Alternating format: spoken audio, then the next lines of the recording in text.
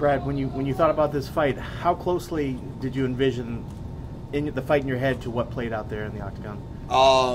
You know, one of my guys, Eric Mixic, you know, always tells me about that visualization. And just this morning, as I was taking a shower before we jumped on the bus, you know, that's what I was envisioning in the shower. I always envision my hand raised at the end. I see myself out there with my opponent, you know, next to me, but it's my hand being raised. But you know, I really felt like I was gonna get the finish. I just felt like I was a superior fighter, and I was ready for wherever this fight went. And most of the fight we spent on the feet. I actually wanted to, you know, change it up and see if I could get him to the mat and see how he was there. But pretty decent takedown defense on him. And but at the end of the day, you know, was the right hand, was the striking that did the trick. And I think this is what, 4 in a row for you now. Is it a little extra sweet because I believe that last 3 wins were decisions to get a definitive finish? Does it make it extra sweet? Oh, definitely. You know I'm a dominant fighter. I feel like every time I go in there, I'm dominating these fights, and you can't really trust the judges. I felt like I was up 2-0 going into that third, but Ray came in there and said, "Hey, you know, I think we're winning, but we don't know how the judges are seeing it. So let's put a stamp on this third round," and that stamp ended up being the finish. So stoked. What was the game plan coming in for him? The game plan is just, I feel like, you know, we kind of have the same game plan for everybody. Just do you, be the best fighter and athlete that you can be out there. I feel like I'm one of the best strikers in the 85 division, if not the best striker. You know, I'm fast, I'm explosive, and I hit hard. So as long as I go out there and I stay sharp and I stay smart, just have fun out there. Did you get any initial response from your call out to Bisping? You guys missed it, but I just ran into him in the green room or whatever over there. I walked in there. He was sitting down chilling with his crew, Karen, Brian, and them, you know, the Fox crew.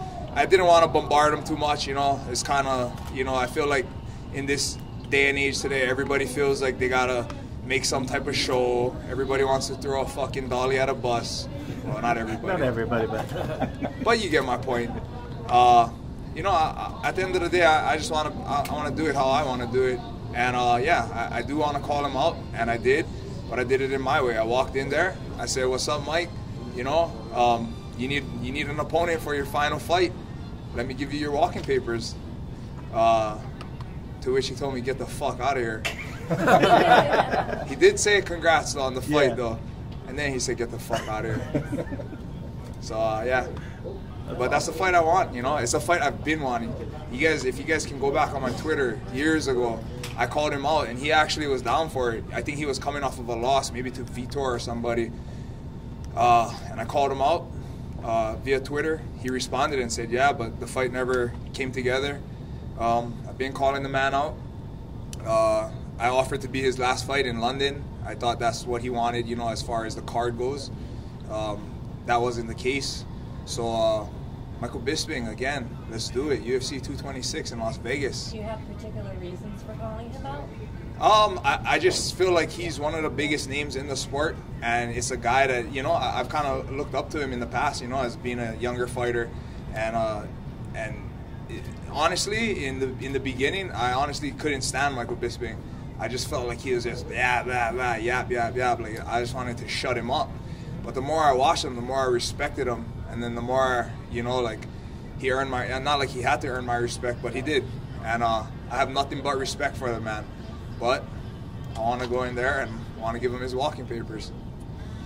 And if that isn't maybe the one that they give you, do you feel with this performance that you should be inching towards closer to that top 10?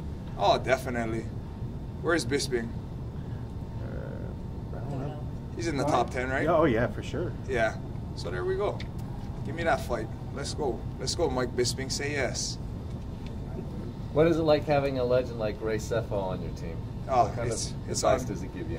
It's unreal. It's unreal.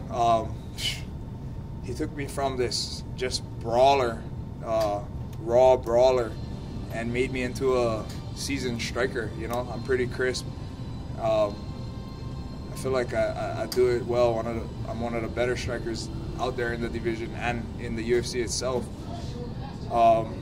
Yeah, it's surreal. You know, the first time I ever met Ray was when I first moved out to Vegas.